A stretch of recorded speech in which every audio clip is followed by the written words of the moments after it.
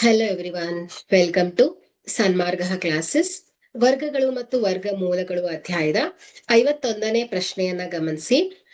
180 ಒಂದು ಪೂರ್ಣ ವರ್ಗ ಸಂಖ್ಯೆಯನ್ನಾಗಿ ಮಾಡಲು ಕನಿಷ್ಠ ಯಾವ ಪೂರ್ಣ ಸಂಖ್ಯೆಯಿಂದ ಗುಣಿಸಬೇಕೆಂದು ಕಂಡುಹಿಡಿಯಿರಿ.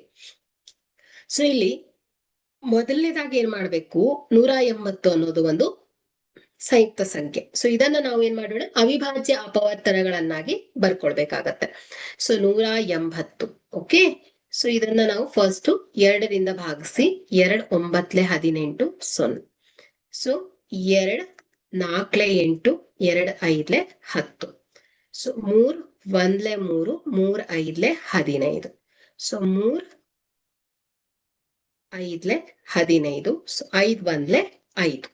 ಸೊ ಈಗ 180 ನಾವು ಅವಿಭಾಜ್ಯ ಅಪವರ್ತನಗಳ ಗುಣಲಬ್ಧವನ್ನಾಗಿ ಬರೆದಾಗ 2 ಗುಣಿಸು 2 ಗುಣಿಸು 3 ಗುಣಿಸು 3 ಗುಣಿಸು 5.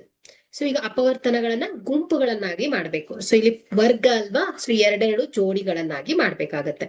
ಸೊ 2 ಗುಣಿಸು 2 3 ಗುಣಿಸು 3 ಗುಣಿಸು 5.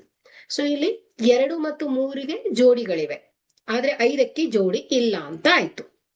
ಸೊ ಇದೊಂದು ಪೂರ್ಣ ವರ್ಗ ಸಂಖ್ಯೆಯನ್ನಾಗಿ ಮಾಡಿ, ಕನಿಷ್ಠವಾಗಿ ಒಂದು ಪೂರ್ಣ ವರ್ಗ ಸಂಖ್ಯೆಯನ್ನಾಗಿ ಮಾಡ್ಲಿಕ್ಕೆ ಕನಿಷ್ಠ ಯಾವ ಪೂರ್ಣ ಸಂಖ್ಯೆಯಿಂದ ಗುಣಿಸ್ಬೇಕು ಅಂತ ಕೇಳಿದ್ದಾರೆ.